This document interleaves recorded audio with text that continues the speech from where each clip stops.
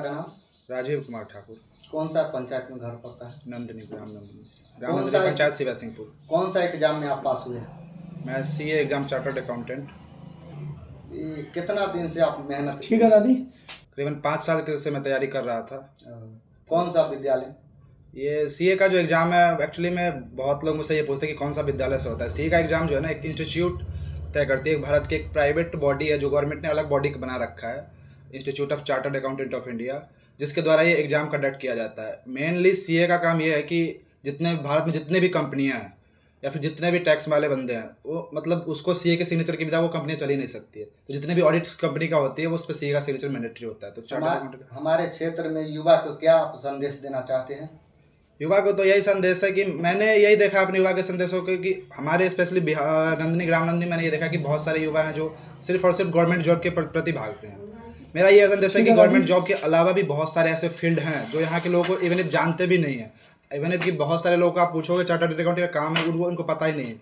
लेकिन ये मैं बताऊँ, मिनिमम कॉस्ट में इसमें जितना आप एक नॉर्मल कॉस्ट लग में आप एक अच्छा सा सीए क्लियर कर सकते हो। और सीए का एग्जाम इतना सारा आपको एक्सपोजर देता है लाइफ में कि पूछिए।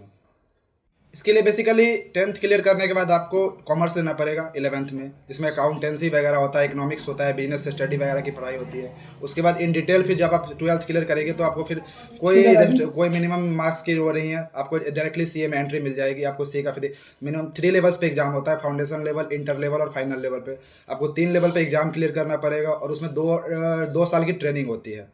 तो आपको ये क्लियर करने के बाद आप फाइनल लेवल का जब एग्जाम क्लियर करेगा तो आपको institute of chartered accountant of India के द्वारा एक डिग्री दी जाएगी।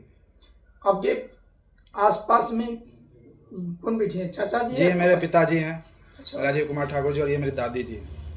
तो आप देना चाहिएगा आगे, मतलब उनका उत्साह बढ़ाने के लिए? उत्साह बढ़ाने के लिए तो मैं ये करूँगा कि पढ़ाई सबसे इम्पोर्टेंट है लाइफ में। मेरे हिसाब से मैं बहुत ये देखता हूँ कि पढ़ाई बहुत ज़्यादा इंपॉर्टेंट इसलिए है कि पढ़ाई सिर्फ आपको एक नौकरी नहीं देता है, पढ़ाई आपको एक सोचने का तरीका देता है। अब जैसे अभी बिहार में इलेक्शन है तो आप सही इलेक्शन तभी सोच पाओगे, सही कैंडिडेट आप तभी सेलेक्ट कर पाओगे जब आप सही तरीके से सोच पाओगे। तो पढ़ाई मैं सबसे ज़्यादा इंपॉर्टेंट मांगता हूँ आज के युवा, बिहार के युवाओं के लिए, चाहे वो किसी भी फील्ड में हो। इवन इफ ना कि मैं सीए बोल रहा हूँ, किसी भी फील्ड में हो, युवा को कम से कम पढ़ाई करना चाहिए। कम से कम बेसिक नॉलेज, बेसिक एजुकेशन उनको जरूर लेना चाहिए। बड़ी खुशी की बात है। हमरा तो भरोसा नहीं रहे जितना जल्दी होते निकलते, भगवान निकाल लेके।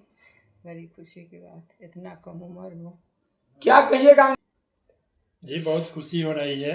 हम भी सोचे कि नहीं, बगल में लोग नहीं निकल रहे थे तो हम भी अति हो रहे थे, चलिए कैसे होगा, लेकिन भगवान इसको निकाल दिया। और मेहनत किया बच्चा, कमाई पर ध्यान नहीं दिया, पढ़ाई पर ध्यान दिया। इसलिए अपने क्षेत्र के युवाओं को क्या कहना चाहिएगा? हम यही कहेंगे कि अगर इसकी तैयारी अगर कोई करता है तो वो कमाई पर न ध्यान देकर पढ़ाई पर अगर ध्यान दे तो उसे डिग्री अवश्य मिलेगी। क्या आप लक्ष्य लेके क्या निकले थे घर से?